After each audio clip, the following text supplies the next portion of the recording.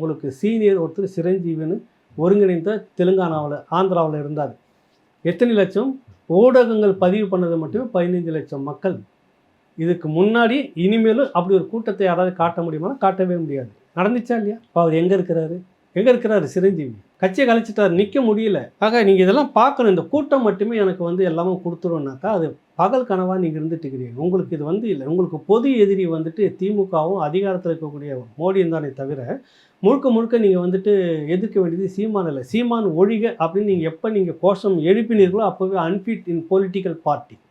புரியுதில்ல? அப்போவே நீங்கள் தகுதியற்றவராக இந்த அரசியல் களத்துக்கு நீங்கள் துளியும் தகுதியற்றவர்களாக மாறிவிட்டீர்கள். ஏன்னா உங்களுக்கு பொது எதிரி சீமானா அப்படின்ற கேள்வி இருக்குது. நீங்கள் அரசியல் ஒன்றும் படிக்கலை, ஒரு பொலிட்டிக்கல் அரசியலுக்கான தகுதியற்ற நபர்களாக இருந்தீங்கன்றதை உங்களை எக்ஸ்போஸ் பண்ணிக்கிட்டீங்க. அதுதான் தெரிஞ்சுது எனக்கு. அந்த பார்வை வேற ஒன்றும் இல்லை. நான் பரிதாபப்பட்டேன். ஆனால் பாவி இவங்க எப்படி இருக்கிறாங்களே, இது எப்படி விளங்கும்? இது இந்த தேர்தலோடு நிற்குமா இல்லைன்னு தெரியலன்னு. கமலஹாசனுக்கு கூடாத கூட்டமா? நீங்கள் வெளிப்படையாகவே நம்ம பேசணும். ஐயா கமலஹாசன் இருக்கிறாரு, மிகப்பெரிய அளவில் இதே திமுகவையும் மோடி எல்லாரையும் எதிர்த்து பேசினார். டிவியை உடைச்சார், டார்ச் லைட்டும் உடஞ்சிது. கரெக்டாக கடைசியாக அது நொறுங்கி போயிட்டு அதை தூளாக்கிட்டு திமுகவிலே கலந்துட்டார். அதை விட நீங்கள் என்ன பண்ணியிருக்கீங்க? நீ என்ன பெரிய நீங்கள் என்ன செய்துட்டீங்க? நீங்கள் சொல்லுங்கள்.